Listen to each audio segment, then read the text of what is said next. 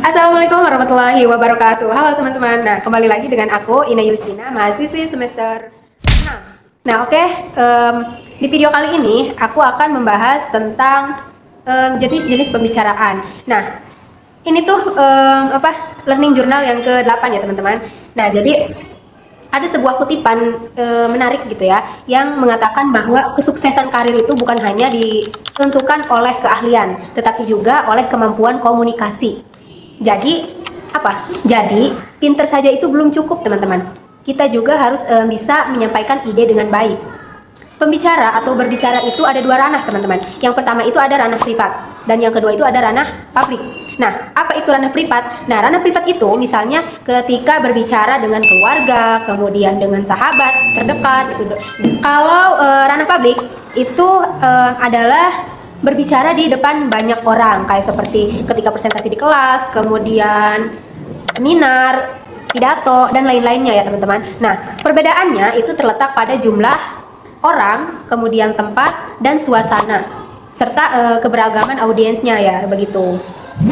Lalu, apa prinsip komunikasi yang baik? Nah, pertama, kita harus tahu informasi apa yang ingin kita sampaikan. Jangan sampai berbicara panjang lebar tapi tidak pesannya itu tidak ada atau tidak jelas gitu ya. Nah, yang kedua, itu pahami tujuan komunikasi.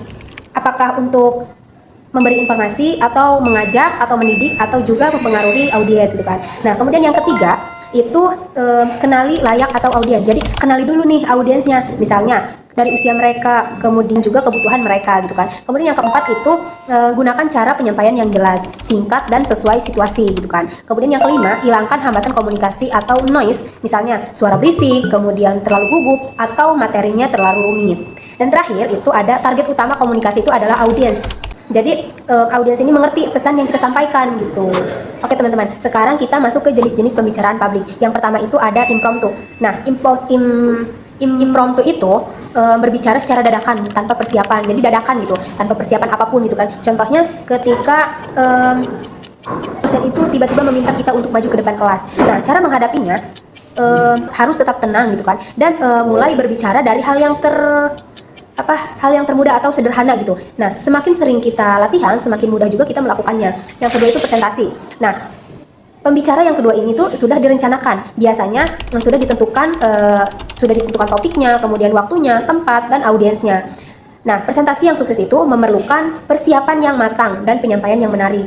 Jadi kalau presentasi ini tuh biasanya dipersiapkan dulu gitu kan, dari sebelum-sebelumnya gitu. Nah, yang ketiga itu ada moderator.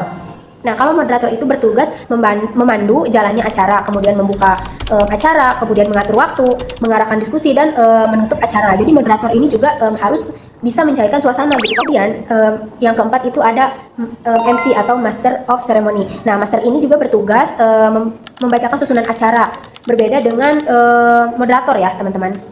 Jadi teman-teman, MC itu tidak mengatur isi diskusi, tetapi MC ini tuh fokus menjaga acara berjalan lancar gitu kan. Terus yang kelima itu ada pidato. Apa pidato? Nah, pidato itu berbicara di depan umum dengan tujuan tertentu. Misalnya kayak memberi motivasi, kemudian memberi informasi gitu kan. Terus bisa juga sambutan resmi gitu. Nah, lalu bagaimana sih cara sukses presentasi gitu ya, biar presentasinya itu menarik gitu. Ya teman, ada 3 resep sederhana. Yang pertama itu ada research, yaitu lakukan riset dan pahami materi. Jadi teman-teman itu harus riset dulu dan pahami materinya. Kemudian yang kedua itu ada rehearse, yaitu lakukan berbicara sebelum tampil. Jadi latihan dulu gitu. Latihan berbicara sebelum tampil itu yang kedua. Kemudian yang ketiga itu ada relax, yaitu tetap tenang dan jangan terlalu tegang. Nah, biasanya hambatan saat presentasi itu adalah tidak siap, takut salah, kemudian minder, dan berpikir negatif gitu tentang audiens. Padahal rasa takut itu tuh wajar, teman-teman. Semua orang juga pernah gugup. Yang penting itu adalah berani mencoba dan terus berlatih. Nah, oke teman-teman, sebagai penutup, jadi kemampuan berbicara di depan umum itu adalah keterampilan penting yang bisa dipelajari siapa saja. Yang penting kitanya mau, kemudian belajar, terus berlatih. Itu kuncinya ya, teman-teman. Nah, semakin sering berlatih, jadi kita tuh semakin percaya diri gitu kan, ketika kita tampil di depan banyak orang gitu. Nah, jadi jangan takut presentasi, mulailah dari sekarang, karena kemampuan berbicara itu bisa membuka banyak peluang di masa depan. Mungkin itu saja yang bisa saya sampaikan. Mohon maaf jika ada salah kata. Mungkin itu saja ya. Terima kasih sudah menonton. Wassalamualaikum warahmatullahi wabarakatuh. Bye bye.